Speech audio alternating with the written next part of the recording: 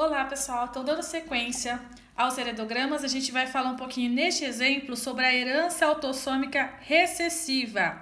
Então, como o próprio nome já diz, ela é provocada por genes recessivos, homozigotos recessivos. E por que nós chamamos de autossômica? Nós temos então a autossômica dominante, que a gente já falou no outro vídeo, e neste vídeo a gente vai estar falando da autossômica recessiva. Quando nós falarmos então em autossômica, é uma doença que vai estar afetando os cromossomos do nosso corpo, exceto os cromossomos sexuais, tá? Lembrando que os cromossomos sexuais são XX, os das mulheres, né, o feminino, e XY, o dos homens, tá? A primeira regra básica para que a gente já consiga identificar, que já falei anteriormente, é que a gente vai analisar, então, no heredograma, sempre quando você for olhar o exercício, já bater os olhos no heredograma e tentar identificar. De que forma? Procurando o casal com fenótipos iguais, olha só, nós temos aqui então dois exemplos. Ambos os casais têm fenótipos iguais e um filho com fenótipo diferente dos pais, certo? Então, neste caso, olha só, eles estão em branco aqui e o filho está pintadinho. Quer dizer que nesse caso, esse filho, ele pode ser afetado por uma doença, alguma característica, né? Ou ele pode ser também considerado normal.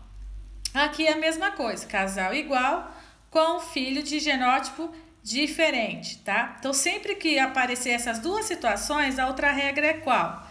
Azão, azinho, azão, azinho para o casal. Então, obrigatoriamente, este casal, ele será heterozigoto, tá? Então, seus filhos serão homozigotos recessivos para esta característica. Tudo bem? Então, voltando aqui para o nosso heredograma, então, a gente vai analisar hoje uma doença chamada de anemia falciforme, certo? Ela é uma doença muito comum nos africanos, porém, ela aparece também na população em outras regiões, né? E a gente vai analisar o que essa doença irá provocar, tá? O que seria essa doença? É uma doença que vai... os indivíduos que apresentam, eles não vão conseguir sintetizar alguns tipos de aminoácidos, né? Então, quando eles vão formar a hemoglobina, que é uma proteína presente nos glóbulos vermelhos, que são responsáveis pelo transporte de oxigênio, essa hemoglobina, ela não tem uma formação total, tá? Então, eles vão ser prejudicados e a pessoa, por exemplo, quando faz qualquer tipo de atividade física, o que vai acontecer?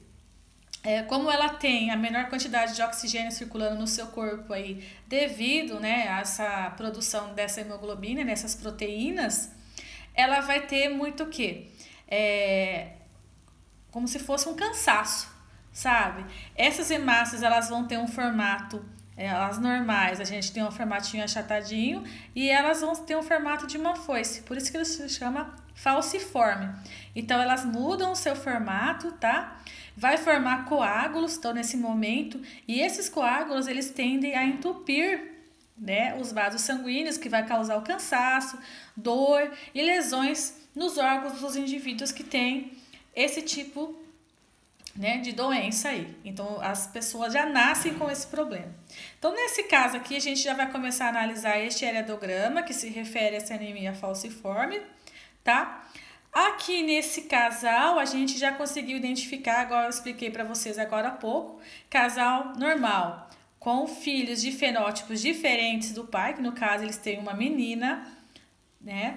Eu já sei que obrigatoriamente esse casal, esses pais, eles terão que ser heterozigotos. E essa filha, obrigatoriamente, ela será homozigota recessiva, tá?